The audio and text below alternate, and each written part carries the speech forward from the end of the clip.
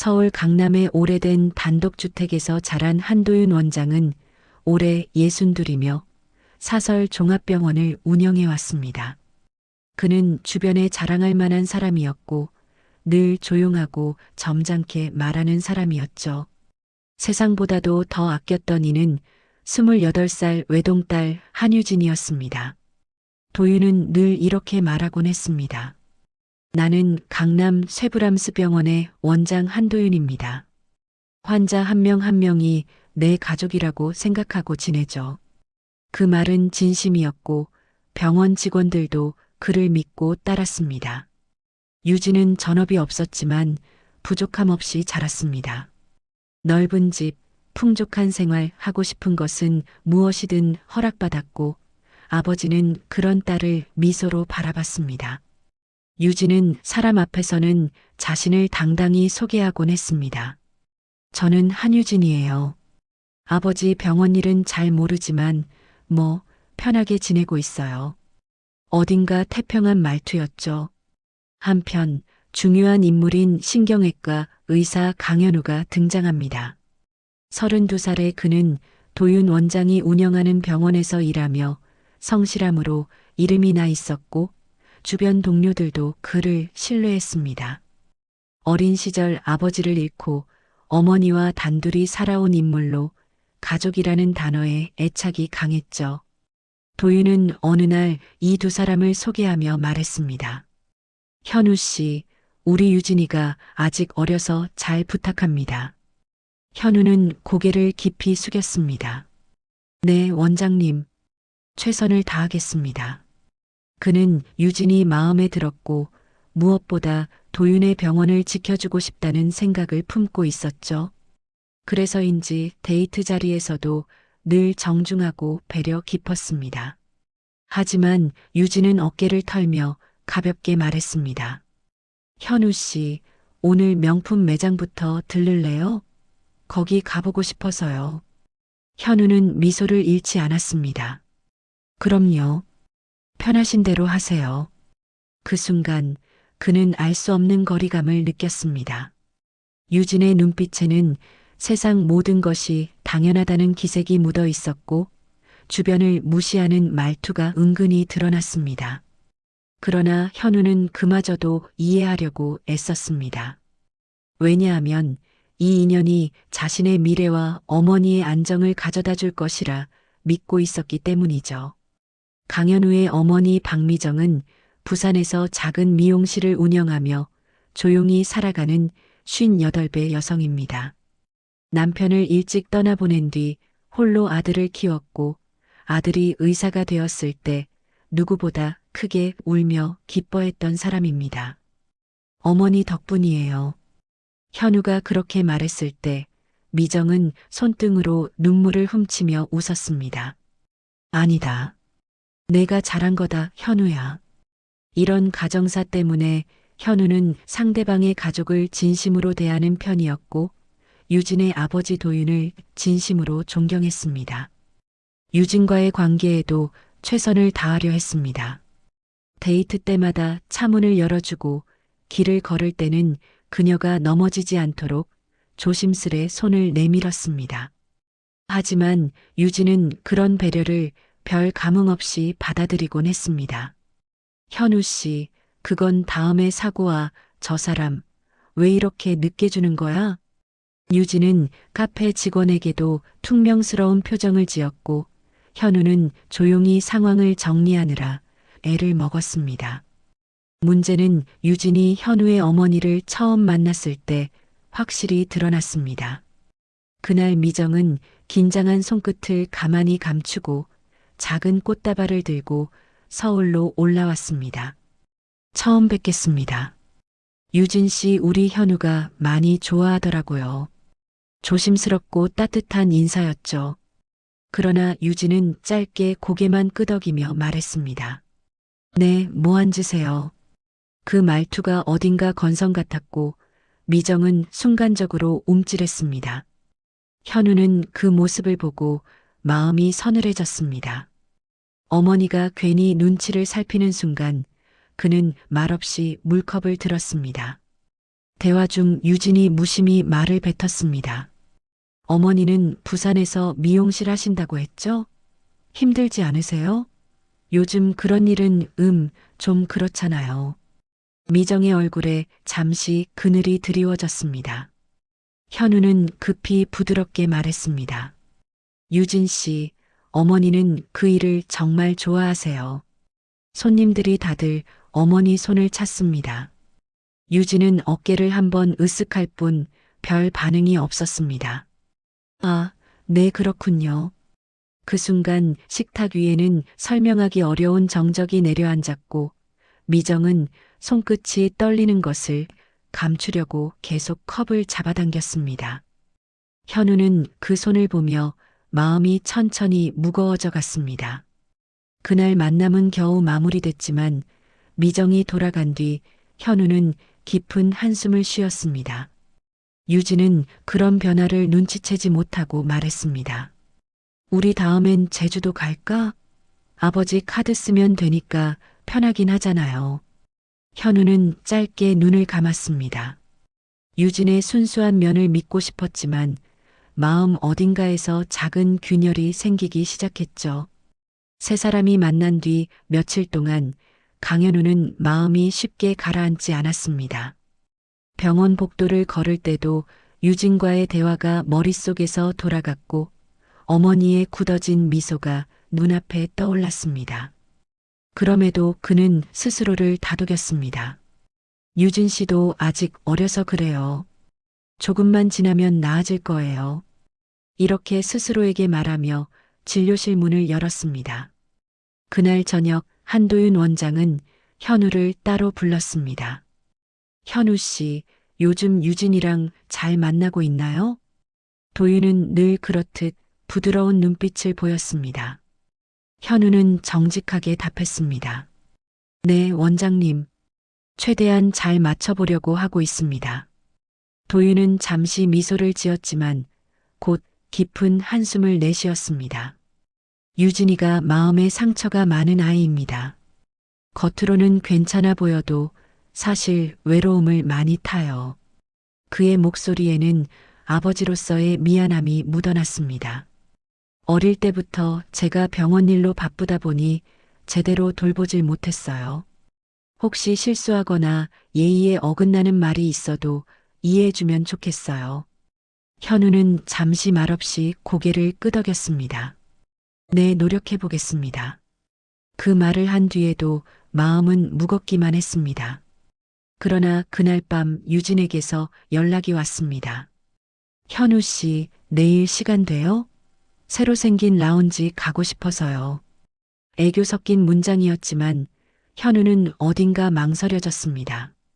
그럼에도 그는 결국 답했습니다. 네, 데리러 갈게요. 다음 날 라운지에서 유진은 반짝이는 조명을 배경으로 웃고 있었고 값비싼 샴페인을 자연스럽게 주문했습니다. 여긴 아빠 단골이라서 서비스도 좋아요. 그녀의 말투는 익숙한 듯 당연했습니다. 현우는 조용히 잔을 들며 말했습니다. 유진 씨, 지난번 어머니와의 자리에서 혹시 어색했던 부분이 있었나요? 그는 조심스럽게 꺼냈습니다. 유진은 눈썹을 살짝 치켜 올렸습니다. 어색한 건 아니고 그냥 좀 촌스러운 느낌이 있어서요. 현우 씨는 의사인데 어머니는 미용실 하시니까 아무래도 다르잖아요. 그 말은 무심히 던진 듯 했지만 현우의 마음에 깊게 꽂혔습니다. 잠시 침묵이 내려앉았습니다. 유진 씨, 현우는 차분하게 말했습니다. 직업이 높고 낮고 그런 게 어디 있겠어요. 어머니는 제가 가장 존경하는 분입니다. 유진은 잔을 매만지며 말했습니다. 아, 그런 뜻은 아니고 그냥 내가 그런 분위기랑 익숙하지 않아서 그래요. 현우는 말을 멈췄습니다. 유진은 자신이 어떤 상처를 주었는지 전혀 느끼지 못하는 듯 했습니다. 그 순간 라운지 창가에서 낮게 울리는 구급차 사이렌 소리가 들렸습니다. 멀리서 붉은 불빛이 지나가고 현우의 표정은 무의식적으로 굳었습니다. 그리고 마음속 어딘가에서 불안한 예감이 느껴졌습니다. 그 예감은 며칠 뒤 현실이 되어 돌아올 것이었죠. 며칠 뒤 늦은 오후 강현우는 수술을 마치고 탈의실에서 숨을 고르고 있었습니다. 진료와 수술이 이어져 피곤했지만 마음속 무거운 그림자는 유진과의 대화 때문이었죠. 그때 병원 전체에 급박한 방송이 울렸습니다. 응급 외상 환자 도착 예정입니다. 모든 관련 인력은 대기 바랍니다. 현우는 본능적으로 가운을 다시 여미고 응급실로 뛰었습니다. 하지만 응급실 문 앞에서 간호사의 얼굴이 창백하게 굳어 있는 것이 보였습니다. 그녀는 떨리는 목소리로 말했습니다. 강 선생님, 환자가 원장님이십니다. 현우의 발걸음이 순간 멈췄습니다. 예. 하지만 대답을 들을 틈도 없이 들것이 밀려 들어왔고 그는 충격에 굳어버린 시선으로 환자의 얼굴을 확인했습니다. 피투성이로 실려 들어온 한도윤 원장. 현우는 그 자리에서 숨이 턱 막히는 듯 했습니다. 바로 CT 준비하세요. 혈압 떨어집니다. 자동처럼 몸이 움직였지만 머릿속은 새하얗게 비어갔습니다.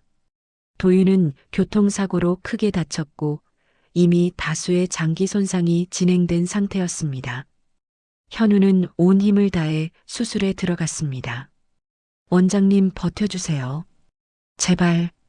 그의 눈앞에서 스승이자 아버지 같은 존재가 위태롭게 흔들리고 있었습니다. 그러나 몇 시간 뒤 수술실에 정적이 내려앉았습니다. 모니터의 파형은 조용히 수평으로 뻗었고 현우는 손을 떨며 힘없이 고개를 숙였습니다. 사망 시각 오후 7시 42분입니다. 그 말이 떨어지고 나서야 그는 현실을 인정할 수 있었습니다. 유진은 사고 소식을 듣고 병원으로 달려왔습니다. 복도에서 현우를 보자마자 눈물을 흘리며 소리쳤습니다. 현우 씨, 아빠 어디 있어요? 살려야죠. 왜 이렇게 된 거예요? 현우는 떨리는 목소리로 말했습니다. 미안합니다. 제가 최선을 다했습니다. 유진은 바닥에 주저앉아 울음을 터뜨렸습니다. 아빠 없으면 난 어떻게 살아난 아무것도 못하는데. 그 울음은 분명 절실했지만 현우의 마음 깊은 곳엔 묘한 슬픔과 함께 설명하기 어려운 회의감이 퍼졌습니다. 그녀가 아버지에게 의지해왔던 모든 모습들이 눈앞에서 한꺼번에 떠올랐기 때문이죠. 며칠 뒤 장례식장에서 현우는 유진 옆을 지키며 조용히 자리를 지켰습니다. 유진은 거의 정신을 잃을 정도로 힘들어했고 그 모습을 보며 현우는 다시 마음을 다잡으려 했습니다. 그래, 지금은 이런 말할 때 아니야. 유진 씨도 충격이 큰 거니까. 그러나 문제는 장례가 끝난 뒤부터 본격적으로 시작됐습니다. 한도윤 원장이 없어진 병원은 방향을 잃기 시작했고 유진은 아버지가 지켜왔던 병원의 현실을 제대로 알지 못한 채 혼란에 빠졌습니다. 직원들은 당황했고 책임은 모두 유진에게 돌아오기 시작했습니다. 그리고 그 혼란의 중심에서 현우의 마음에도 깊은 균열이 생기기 시작했습니다. 장례가 끝난 뒤 병원은 하루하루가 전쟁처럼 변했습니다. 한도윤 원장이 부재한 자리에는 커다란 공백이 생겼고 그동안 도윤을 중심으로 돌아가던 업무 체계가 흔들리기 시작했죠. 유진은 아버지의 서재에서 서류를 꺼내 들고 멍한 눈으로 바라보았습니다. 이게 뭐지? 경영 보고서? 부채? 익숙하지 않은 전문 용어들이 빼곡했지만 그녀는 제대로 읽지도 못한 채 다시 서류를 덮었습니다. 그때 병원 사무장의 조심스러운 말이 들렸습니다. 유진 씨 이번 달 운영비 정산을 하려면 결정을 조금 빨리 해주셔야 합니다. 지금 상황이 만만치 않습니다. 유진은 짜증 섞인 목소리로 대답했습니다. 제가 어떻게 알아요? 아빠가 다 하던 거잖아요. 사무장은 난처한 표정으로 고개를 숙였습니다. 한편 강현우는 수술실과 외래를 오가며 회진을 이어갔습니다. 그러나 그의 표정은 이전보다 훨씬 지쳐 보였습니다. 원장의 부재로 병원은 잡음이 생겼고 의사들 사이에서도 의견 차이가 커지고 있었습니다. 간호사 한 명이 다가와 말했습니다. 선생님, 병원 분위기가 요즘 너무 불안해요. 다들 원장님 떠난 충격이 큰가 봐요. 현우는 고개를 끄덕였습니다. 네, 저도 어떻게든 잡아보려고 노력 중입니다. 하지만 그 말 속에는 한계에 부딪힌 피로가 묻어 있었습니다. 며칠 뒤 유진은 다시 현우에게 도움을 요청하려고 병원으로 찾아왔습니다. 현우는 회진 중이었기에 잠깐 대기실에서 그녀를 만났습니다. 유진은 불안한 얼굴로 묻었습니다. 현우 씨, 아빠 병원 나 그냥 맡아도 되는 거 맞아요? 다들 나한테 물어보는데 난 아무것도 모르겠고. 현우는 잠시 숨을 고른 뒤 차분히 말했습니다. 유진 씨, 병원 운영은 생각보다 훨씬 복잡합니다. 지금은 전문가에게 맡기고 유진 씨는 차분하게 상황을 배우는 게 좋겠습니다. 그러나 유진은 금방 불쾌한 표정을 지었습니다. 그럼 내가 뭘 할 수 있는데요? 아빠 병원인데 내가 모르면 안 되는 거 아니에요? 왜 다들 나한테 기대만 하고 나보고 어쩌라고요? 현우는 놀란 듯 잠시 말을 잃었습니다. 유진의 목소리에는 두려움과 분노가 섞여 있었고 그 감정의 밑바닥에는 평생 누군가가 대신 책임져 주던 삶이 적나라하게 드러나고 있었죠. 그때 현우는 조심스럽게 손을 내밀었습니다. 유진 씨, 지금은 감정이 앞서는 것 같아요. 잠시 나가서 바람 좀 쐬고 생각해 봐요. 병원 문제는 제가 도울 수 있는 부분이. 하지만 유진은 그의 손길을 피하며 말했습니다. 현우 씨는 내가 뭘 해도 불만이죠? 아빠 살아계실 땐 나 잘해준 척 하더니 지금은 나한테 실망했어요? 그 말은 현우의 가슴을 묵직하게 쳤습니다. 그게 아니라, 아니에요. 난 알아요. 아빠 없으니까 나한테 기대할 게 없어진 거잖아요. 현우는 더 이상 아무 말도 할 수 없었습니다. 상실과 책임 앞에서 흔들리는 유진이 안쓰럽기도 했지만 그녀의 말이 가슴 깊은 곳을 건드린 것도 사실이었습니다. 그날 이후 둘 사이에는 미묘한 거리감이 생겼습니다. 그리고 병원은 점점 더 혼란 속으로 빠져들고 있었죠. 병원은 시간이 지날수록 갈피를 잃어갔습니다. 한도윤 원장이 있을 때는 누구도 의심하지 않던 결정들이 이제는 하나하나 논쟁으로 이어졌고 직원들 사이에서는 불안이 커지고 있었습니다. 사무장은 회의실에서 깊은 한숨을 내쉬었습니다. 원장님이 계셨으면 벌써 정리가 됐을 텐데 지금은 유진 씨도 정신이 없어서요. 누군가가 조용히 말했습니다. 강 선생님이 병원 좀 맡아주시면 안 되나? 그러나 그 말은 공허한 바람처럼 흩어졌습니다. 현우는 자신의 자리에서 할 수 있는 만큼만 버티고 있을 뿐이었죠. 유진은 그날 집에서 혼자 소파에 파묻혀 있었습니다. 거실은 텅 비었고 어둠이 서서히 내려앉고 있었습니다. 손에는 아버지와 함께 찍은 사진이 쥐어져 있었지만 시선은 자꾸 흐릿해졌습니다.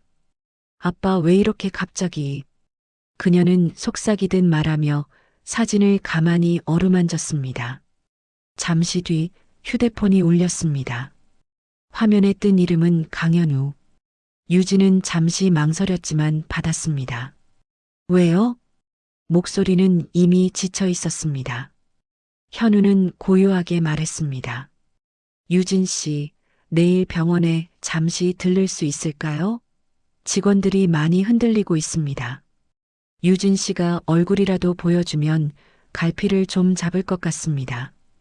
유진은 깊은 숨을 내쉬며 말했습니다. 나 자신 없어요.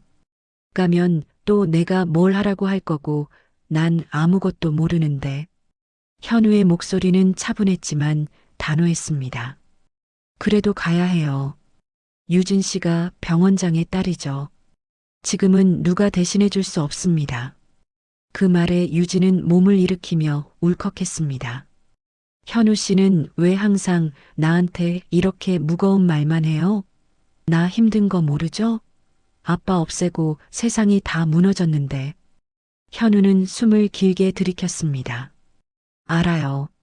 하지만 이런 상황일수록 조금씩이라도 움직여야 합니다. 그러나 유진의 마음은 이미 복잡하게 뒤엉켜 있었습니다. 그래요. 내일 갈게요. 대신 올해는 못 있을 거예요. 전화를 끊고 난 뒤 유진은 눈을 감았습니다. 슬픔과 두려움 그리고 책임감이 한꺼번에 밀려와 숨이 막히는 듯 했죠. 다음 날 유진은 힘겹게 병원을 찾았습니다.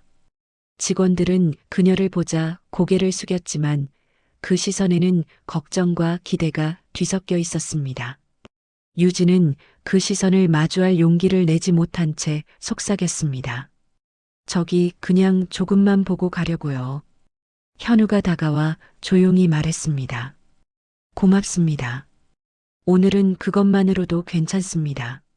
그러나 유진은 그의 말에서 전처럼 따뜻한 온기를 느끼지 못했습니다. 그의 표정은 피곤했고 어딘가 멀어진 느낌이 들었습니다. 마치 둘 사이에 얇지만 분명한 벽이 생긴 것 같았죠. 유진은 그 순간 알 수 없는 불안을 느꼈습니다. 아버지를 잃은 슬픔과는 다른 종류의 불안. 어쩌면 현우도 자신에게서 멀어지고 있다는 예감이었습니다. 유진은 점점 더 피곤해졌습니다. 아버지를 잃은 충격도 컸지만 병원에서 자신을 바라보는 시선들이 부담으로 다가왔습니다. 원장님 따님이시니까 결정을 좀 내려주셔야. 사람들이 던지는 말들은 모두 그녀에게 책임을 요구하는 것이었죠. 그날 저녁 유진은 집으로 돌아오자마자 현우에게 문자를 보냈습니다. 오늘 고마웠어요. 잠깐이라도 병원 가서 다들 보는 게 참 힘들었네요. 그러나 몇 시간 동안 답장은 오지 않았습니다. 잠시 뒤 도착한 메시지는 단 한 줄이었습니다. 네. 푹 쉬세요. 짧고 건조한 문장이었습니다. 예전 같지 않은 말투에 유진은 가슴이 묘하게 내려앉았습니다. 왜 이렇게 달라졌지? 나 때문인가? 그녀는 답장을 보내지 못한 채 휴대폰을 내려놓았습니다. 한편 강현우는 병원에서 늦게까지 회의에 참석하고 있었습니다. 의사들의 피로가 쌓여 있었고 병원 경영진과의 갈등도 점차 커지고 있었습니다. 부원장이 말했습니다. 현우 선생, 원장님이 안 계시니 모든 게 무질서합니다. 병원 전체가 흔들리고 있어요.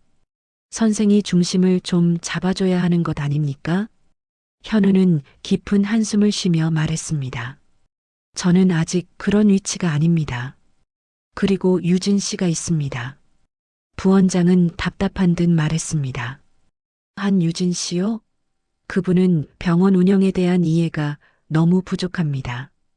지금처럼 감정적으로만 대응하면 병원이 위험해요. 그 말에 현우는 아무 대답도 하지 못했습니다. 어딘가 가슴이 쓰린 듯 했죠. 유진을 도와주고 싶다는 마음은 여전했지만 그녀가 계속 불안정하다면 자신도 더는 버틸 수 없다는 생각이 몰래 스쳐 지나갔습니다. 며칠 뒤 유진은 현우의 어머니가 서울에 올라왔다는 소식을 들었습니다. 아들이 요즘 너무 지쳐 보여 걱정되어 올라온 것이었죠. 유진은 억지로 미소를 지으며 말했습니다. 아, 그러셨군요. 잘 지내시죠? 그러나 미정은 잠시 머뭇거리며 조심스럽게 말했습니다. 유진 씨 요즘 현우가 많이 힘들어해요. 병원도 그렇고 아버님 일도 그렇고 유진 씨도 고생이 많겠지만 현우도 많이 지쳐 있어요. 그 말은 남을 탓하는 말투가 아니었습니다. 어디까지나 상냥하고 부드럽게 부탁하듯 건넨 말이었죠. 하지만 유진은 순간적으로 마음이 거슬렸습니다. 그리고 무심하게 대답해버렸습니다. 그래서 제가 뭘 어떻게 해야 해요? 다들 왜 나한테만 뭐라고 하는지 모르겠네요. 미정은 서늘하게 굳은 미소를 지으며 말했습니다. 그런 뜻은 아니고요. 서로 힘든 시기니까 조금만 배려하면 좋겠다는 뜻이었어요. 유진은 시선을 돌린 채 작은 한숨을 내쉬었습니다. 저도 힘들어요. 저보고만 배려하라는 말 같아서요. 순간 공기가 무겁게 가라앉았습니다. 미정의 표정은 조금씩 굳었고 더는 아무 말도 하지 않았습니다. 그 장면을 멀리서 본 현우는 더 깊은 피로감을 느꼈습니다. 어머니의 눈에 떠오른 실망과 서운함을 보고도 유진이 상황을 전혀 이해하지 못한다는 것이 그를 점점 지치게 하고 있었습니다. 그날 밤 현우는 짧은 메시지를 보냈습니다. 요즘 서로 너무 힘든 것 같아요. 잠시 시간을 두는 게 좋겠습니다. 그 문장은 유진의 가슴을 그대로 꿰뚫었습니다. 유진은 현우의 메시지를 여러 번 읽었습니다. 잠시 시간을 두는 게 좋겠습니다. 짧은 문장이었지만 그 말은 그녀의 가슴을 서서히 무너뜨렸습니다. 손끝이 떨리고 숨도 제대로 쉬어지지 않았습니다. 왜 이렇게까지? 유진은 휴대폰을 바닥에 내려놓고 두 손으로 얼굴을 감쌌습니다. 눈가가 금방 뜨거워졌고 눈물이 흘러내렸습니다. 그녀는 한참 동안 울다가 거울 앞에 섰습니다. 아버지가 돌아가신 뒤 거칠게 변한 표정, 흐트러진 머리, 자신을 감싸던 여유로운 분위기는 사라졌습니다. 고개를 숙인 채 속삭였습니다. 나 정말 이렇게까지 엉망인가? 다음 날 병원에서는 더 큰 문제가 터졌습니다. 경영진이 긴급 회의를 소집했고 일부 의사들은 병원 구조조정 이야기를 꺼내기 시작했습니다. 원장님 따님이 결정을 못하고 있으니 더 늦기 전에 대책을 세워야 합니다. 병원장이 없다고 이렇게 흔들리는 건 처음입니다. 회의실 공기가 무겁게 가라앉았습니다. 그때 늦게 도착한 현우가 자리에 앉으며 말했습니다. 결국 중요한 건 병원 운영의 연속성입니다. 유진 씨가 흔들리는 만큼 우리가 그 책임을 대신 질 수밖에 없습니다. 모두가 조용해졌습니다. 현우의 표정은 지난날보다 훨씬 단단해져 있었고 그 속에는 피로와 결심이 함께 자리하고 있었습니다. 부원장이 조심스레 물었습니다. 그러면 강 선생이 당분간 병원 운영에 더 관여해 줄 수 있겠습니까? 현우는 잠시 눈을 감고 답했습니다. 네, 맞겠습니다. 그가 그 말을 하는 순간 마음 어딘가가 묘하게 저릿했습니다. 유진과의 관계가 멀어지는 것을 인정하는 듯한 느낌이었기 때문입니다. 하지만 병원은 누군가가 붙잡지 않으면 무너질 것처럼 흔들리고 있었고 현우는 그 책임을 외면할 수 없었습니다. 그날 오후 유진은 아무것도 모른 채 조용히 병원을 찾았습니다. 현우와 이야기를 나누고 싶었고 마음 한켠에서는 내가 잘못했어 사과해야 해 라는 생각도 들고 있었습니다. 복도 끝에서 현우가 회의실에서 나오는 모습이 보였습니다. 그의 표정은 단단했고 더 이상 예전의 부드러운 여유는 느껴지지 않았습니다. 유진은 작은 목소리로 그를 불렀습니다. 현우 씨. 현우는 잠시 멈춰 그녀를 바라보았습니다. 어딘가 차분하고 어딘가 멀어진 눈빛이었습니다. 유진은 조심스럽게 다가가 말했습니다. 어제 메시지 그게 무슨 뜻이에요? 진짜 나랑 거리를 두겠다는 거예요? 현우는 깊은 숨을 내쉬며 말했습니다. 우리 둘 다 너무 힘들어요. 서로에게 상처를 주고 있어요. 조금만 시간을 갖는 게 좋을 것 같습니다. 유진은 눈을 크게 뜬 채 말했습니다. 내가 그동안 잘못한 거 알아요. 아버지 일 때문에 그냥 감정이 복잡해서 그랬던 건데 그건 이해합니다. 현우가 조용히 말을 끊었습니다. 하지만 유진 씨가 어머니에게 한 말들 그리고 병원 일에 대한 태도, 그동안 참으면서도 많은 생각을 하게 됐습니다. 유진은 더 이상 말을 잇지 못했습니다. 그 말이 진심이라는 것을 그의 눈빛이 충분히 보여주고 있었기 때문입니다. 잠시 침묵이 흐른 뒤 현우는 살짝 고개를 숙였습니다. 저는 지금 병원부터 잡아야 합니다. 유진 씨도 자신의 자리에서 차분하게 생각할 시간을 가져요. 그 말은 누가 들어도 이별을 준비하는 사람의 말이었습니다. 유진은 다시는 목소리가 나오지 않았습니다. 현우가 걸어가는 뒷모습이 점점 멀어질수록 그녀의 가슴은 서서히 무너졌습니다. 그날 유진은 처음으로 내가 정말 너무했구나 라는 후회를 뼈아프게 느끼기 시작했습니다. 유진은 현우가 떠난 복도를 멍하니 바라보고 서 있었습니다. 그의 발소리가 완전히 사라졌음에도 한동안 움직이지 못했습니다. 마음속에서는 뒤늦게 치밀어 오르는 불안과 후회가 뒤섞여 있었습니다. 왜 이렇게 돼버린 거지? 그녀는 벽에 기대어 작은 한숨을 내쉬었습니다. 집으로 돌아온 유진은 소파에 몸을 던졌습니다. 현우의 말이 머릿속에서 계속 반복되었습니다. 유진 씨도 자신의 자리에서 생각할 시간이 필요합니다. 그 부드럽지만 단호한 문장이 귀에서 떨어지지 않았습니다. 얼마 뒤 식탁 위에 놓인 아버지의 오래된 수첩이 눈에 들어왔습니다. 유진은 천천히 그것을 펼쳤습니다. 수첩 안에는 아버지가 적어둔 메모들이 가득했습니다. 직원에게는 항상 고마움을 표현할 것. 환자는 내 가족이다. 유진이는 아직 미숙하지만 마음은 따뜻한 아이. 시간 되면 꼭 딸과 여행 가자. 마지막 문장은 유진의 손끝을 떨리게 했습니다. 아빠. 그녀의 목소리는 금방 울음으로 갈라졌습니다. 아버지는 늘 그녀를 믿고 기다려줬는데 정작 자신은 그 믿음을 제대로 보답한 적이 없었습니다.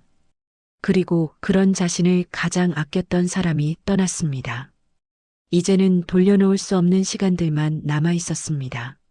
한편 병원에서는 현우가 중심이 되어 운영을 조금씩 정리하기 시작했습니다. 그의 리더십에 직원들은 안도했고 혼란도 서서히 줄어들었습니다. 간호사가 조심스레 말을 건넸습니다. 선생님, 요즘 유진 씨는 괜찮나요? 현우는 잠시 말을 잃었지만 이내 고개를 저었습니다. 잘은 모르겠습니다. 저도 시간을 두기로 했습니다. 간호사는 고개를 끄덕이며 말했습니다. 그분도 많이 힘들 거예요.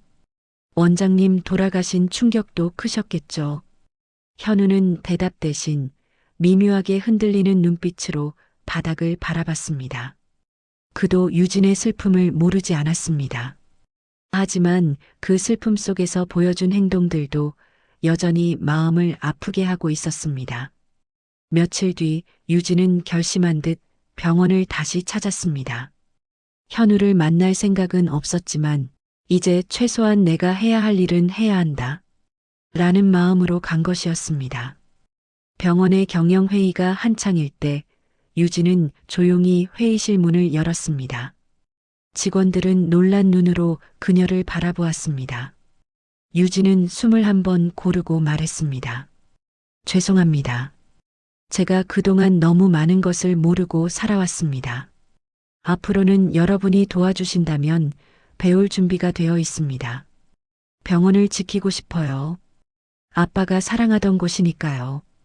회의실은 침묵에 잠겼습니다. 하지만 그 침묵은 처음으로 그녀에게 차갑지 않았습니다. 부원장이 조용히 고개를 끄덕였습니다. 좋습니다. 우리도 도울 테니 함께 다시 시작해 봅시다. 유진은 고개를 숙이며 작은 미소를 지었습니다. 그 순간 회의실 뒤편 문가에서 현우가 조용히 그녀를 바라보고 있었습니다. 그의 눈빛에는 놀라움과 오래된 안쓰러움, 그리고 아주 작은 안도감이 섞여 있었습니다. 그러나 그는 말을 걸지 않고 조용히 회의실에서 나왔습니다. 유진은 뒤늦게 그 모습을 보았고 가슴 한켠이 또다시 저릿하게 아파왔습니다. 유진은 회의실에서 나와 조용한 복도를 천천히 걸었습니다. 회의를 통해 작은 변화라도 시작한 것이 다행이었지만 마음속에는 묘한 허전함이 자리 잡고 있었습니다. 방금 전 문가에 잠시 머물렀던 현우의 눈빛이 계속 떠올랐기 때문이었습니다. 나 조금은 달라졌다고 말하고 싶었는데 작게 내뱉은 그 말은 공허하게 복도 바닥에 떨어졌습니다. 현우는 병원의 옥상에 서 있었습니다. 하늘은 흐렸고 바람은 차갑게 불어왔습니다. 그는 마스크를 턱까지 내린 채 긴 숨을 들이켰습니다. 유진 씨 결국 여기까지 오는데 시간이 필요했구나. 그 생각과 함께 마음 한쪽이 따끔하게 아려왔습니다. 문득 그의 휴대폰이 울렸습니다. 보낸 사람은 어머니 박미정. 현우야, 너 요즘 잠은 자고 다니니? 너무 걱정된다. 현우는 짧게 답장을 적었습니다. 괜찮아요. 병원 일만 좀 많아요. 잠시 뒤 어머니에게서 다시 메시지가 왔습니다. 내가 혼자 너무 짊어지지 않았으면 좋겠다. 유진 씨 일도 너무 마음에 두지 말고. 그 말은 따뜻했지만 동시에 마음 깊은 곳의 상처를 건드렸습니다.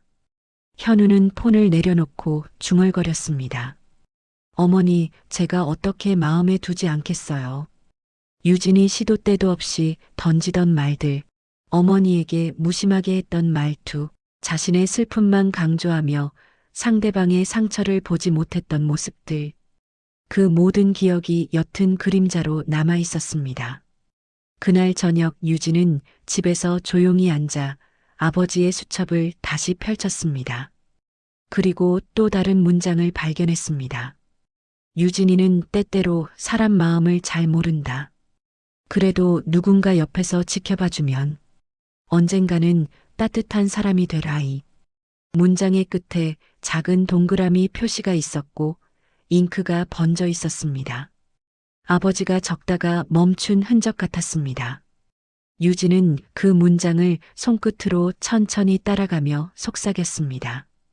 아빠, 나는 늘 받기만 했던 거지. 그걸 이제야 알겠네. 그녀의 눈가가 다시 젖어들었습니다. 다음 날 유진은 용기를 내어 작은 도시락을 준비했습니다. 익숙하지 않은 손길로 서툴지만 성의 있게 만들었습니다. 그리고 병원으로 가져갔습니다. 조심스럽게 수술 스케줄표를 확인하고 현우가 잠시 쉴 수 있는 시간에 맞춰 휴게실 문을 살짝 열었습니다. 하지만 안에는 아무도 없었습니다. 테이블에는 현우의 커피잔만 홀로 놓여 있었습니다. 맛이 거의 없어진 듯 식은 커피를 보자 유진은 괜히 가슴이 저릿해졌습니다. 그때 간호사가 들어와 말했습니다. 아, 유진 씨, 강 선생님은 오늘 일찍 퇴근하셨어요. 요즘 너무 바쁘셔서 피곤하신가 봐요. 유진은 도시락이 든 가방을 꼭 쥔 채 고개를 끄덕였습니다. 아, 그렇군요. 간호사가 따뜻한 표정으로 말했습니다. 유진 씨 요즘 많이 달라지셨어요. 직원들 다 알고 있어요. 그 말에 유진은 작게 미소를 지었습니다. 하지만 마음 한켠에서 묵직한 감정이 여전히 가라앉지 않았습니다. 현우 씨한테도 전해질까? 그녀는 조용히 속삭였지만 대답은 바람만이 가져갔습니다. 휴게실을 나서는 발걸음은 무겁고 조심스러웠습니다. 유진이 놓고 간 것은 도시락 하나였지만 그 안에는 뒤늦은 후회와 작은 용기가 담겨 있었습니다. 그리고 그 마음이 과연 현우에게 닿을 수 있을지 그녀는 아직 알 수 없었습니다. 그날 저녁 현우는 지친 발걸음으로 집에 돌아왔습니다. 코트를 벗자마자 소파에 주저앉았고 눈을 감은 채 한참 동안 움직이지 않았습니다. 병원의 무게, 어머니의 걱정, 그리고 유진과의 관계에서 생긴 감정의 소용돌이가 그의 어깨를 더욱 무겁게 만들고 있었죠. 잠시 쉬고 싶다. 그는 낮게 중얼거렸습니다. 그러다 문득 그의 주머니 속 휴대폰이 울렸습니다. 확인해 보니 병원의 간호사에게서 온 메시지였습니다. 선생님, 유진 씨가 도시락을 놔두고 가셨어요. 현우의 눈이 조용히 흔들렸습니다. 도시락? 잠시 생각에 잠기다 조심스럽게 답장을 보냈습니다. 감사합니다. 제가 내일 챙기겠습니다. 메시지를 보내고도 그는 한동안 가만히 앉아 있었습니다. 유진이 그렇게까지 했다는 것을 상상하지 못했기 때문이었죠. 하지만 도시락 하나로 지난 모든 상처가 바로 사라지는 것도 아니었습니다. 현우는 깊은 숨을 내쉬었습니다. 유진 씨도 많이 바뀌려고 하는구나. 그러나 그의 마음은 여전히 복잡했습니다. 반면 유진은 그날 밤 거의 잠들지 못했습니다. 휴대폰만 바라보며 혹시나 현우가 메시지를 보내지 않을까 기다렸지만 화면은 끝내 조용했습니다. 어쩌면 정말 끝났을지도 몰라. 그녀는 스스로에게 말하고는 이불을 끌어안았습니다. 아버지는 이제 곁에 없고 현우는 멀어져 가고 병원은 여전히 낯설고 두려웠습니다. 하지만 한 가지는 분명했습니다. 이대로는 안 되겠다. 유진은 처음으로 스스로의 삶을 다시 만들어야만 한다는 사실을 뼈저리게 깨닫고 있었죠. 며칠 뒤 아침 유진이 병원에 도착했을 때 사무장이 다가와 조심스럽게 인사했습니다. 유진 씨, 어제 회의 때 하신 말 직원들이 정말 고마워하고 있습니다. 유진은 머쓱한 표정으로 웃었습니다. 제가 너무 늦게 시작했죠. 이제라도 제대로 해보려고요. 사무장은 부드럽게 말했습니다. 그 마음이 병원을 살립니다. 원장님도 분명 기뻐하실 겁니다.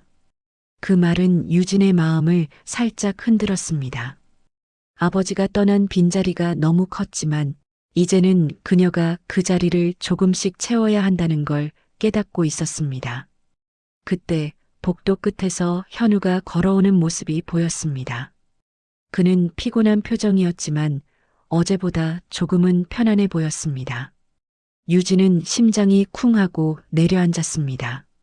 현우 역시 그녀를 보자 잠시 걸음을 멈췄습니다. 둘 사이는 어색한 침묵이 몇 초 동안 흘렀습니다. 유진이 먼저 조심스레 말했습니다. 저 도시락은 괜찮았나요? 현우는 잠시 놀란 듯 눈을 깜빡였지만 곧 부드럽게 고개를 끄덕였습니다. 네, 잘 먹었습니다. 고마웠어요. 짧은 대답이었지만 그 속에는 어딘가 달라진 따뜻함이 담겨 있었습니다. 유진은 작게 미소를 지으며 말했습니다. 저 노력해 보려고요. 병원 일도 사람들 대하는 것도 그리고 나 자신도요.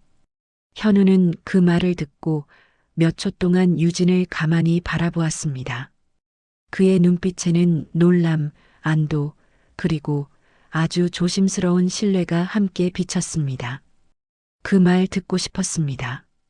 현우는 낮지만 분명하게 말했습니다. 유진의 눈끝이 살짝 흔들렸습니다. 둘 사이의 공기가 조금은 부드러워진 듯 느껴졌습니다.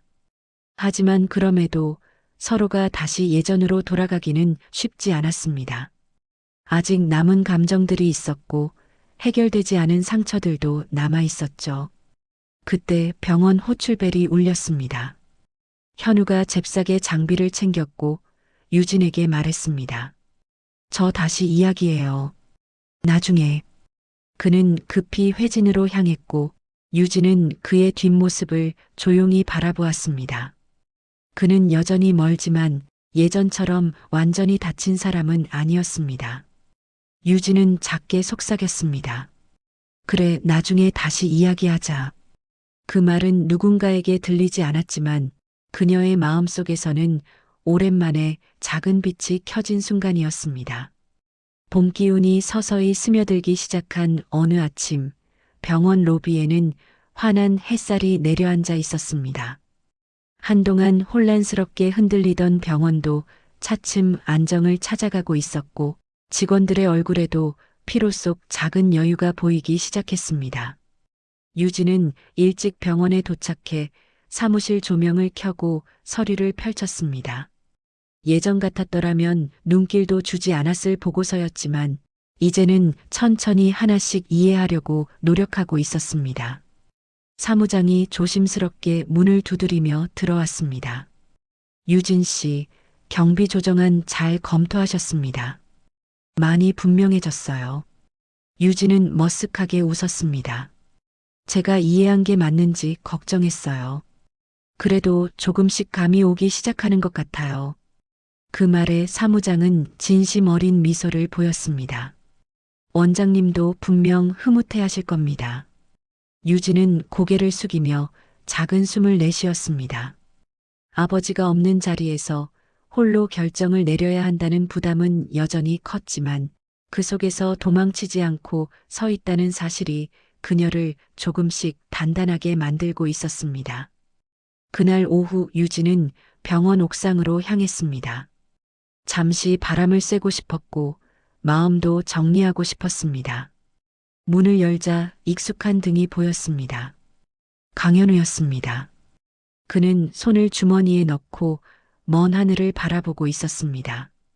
유진은 조심스럽게 다가갔습니다. 현우 씨. 현우는 천천히 돌아보며 말했습니다. 유진 씨 왔군요. 어색함이 스쳤지만 예전처럼 차갑지는 않았습니다. 유진은 잠시 숨을 고르고 말했습니다. 그동안 고마웠어요.